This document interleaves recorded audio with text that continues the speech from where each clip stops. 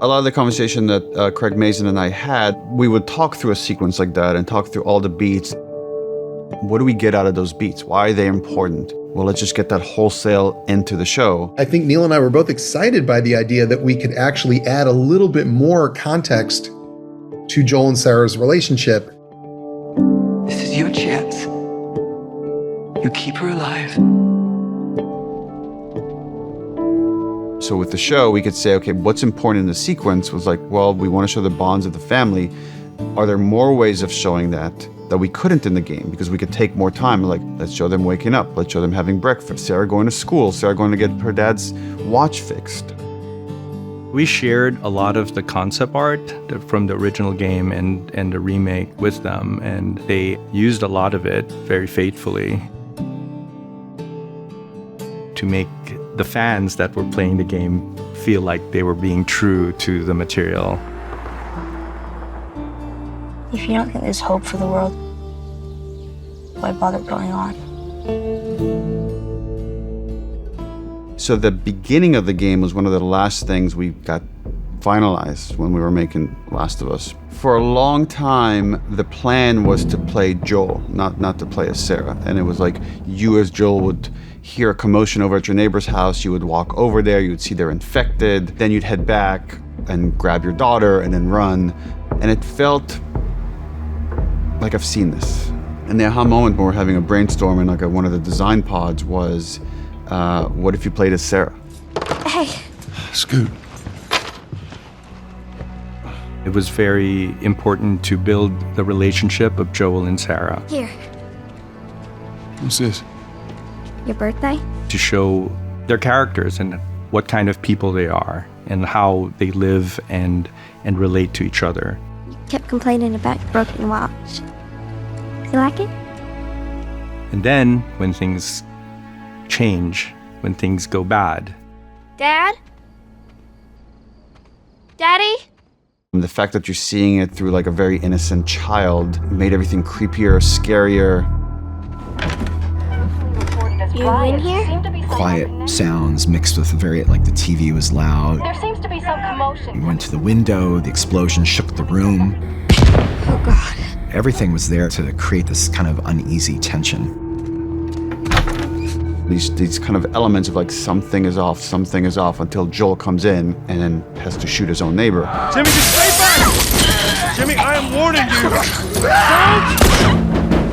Where the hell you been? You have any idea what's going on out there? I got some notion. Once you get into the car, you have tension being raised by police cars going through with all the lights spinning around. The view is very claustrophobic. Things are just very close to you. Army's put up roadblocks on the highway. You look at a sequence like that, as an animator, you're like, oh, this is something that you get really excited for, and then you get really terrified that you're doing because it's a big moment. With doing that, we have to kind of really pull your attention to where we want it to be. That's Lewis's farm.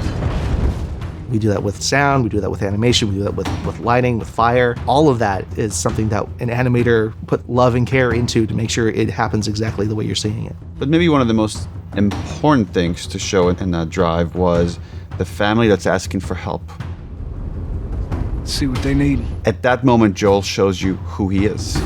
Who do you think you're doing? Keep driving. I got a kid, Joel. So do we. But we have room.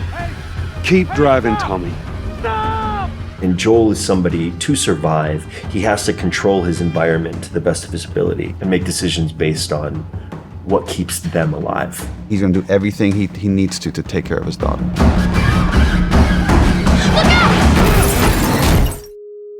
I think about the entire soundscape. Everything after the car crash switches from Sarah's perspective to Joel's perspective, because then it's a father trying to save his kid. Come here, give me your hand. The infected gets closer and closer, and the shadows get longer and longer. This intense light just shines towards you. It settles into the worst thing possible when you think that you're almost at the finish line, and then Sarah dies. One of the things that I did to keep myself emotionally, and it still gets me emotionally available for that, is I actually, when we temped the sound of Sarah, it was my child. We knew what was going to happen, and so we kind of played into that as it made it worse and worse and worse until it was almost a save, and then it's not.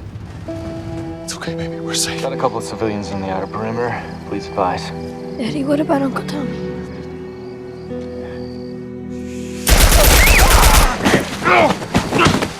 The choices we made were authentic, right?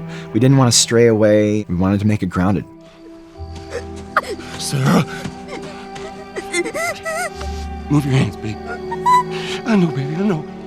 It's very powerful to have such a specific beginning to mark and shape the identity of the character thereafter for the rest of the game and for the rest of the show.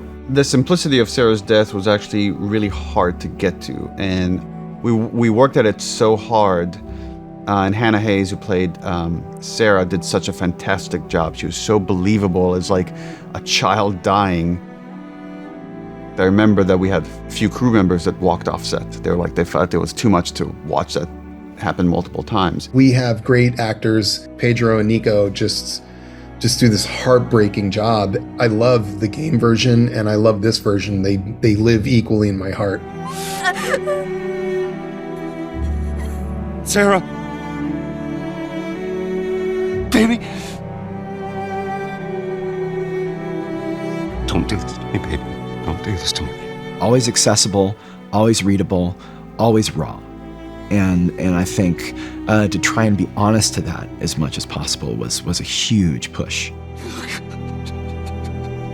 Please don't. Please.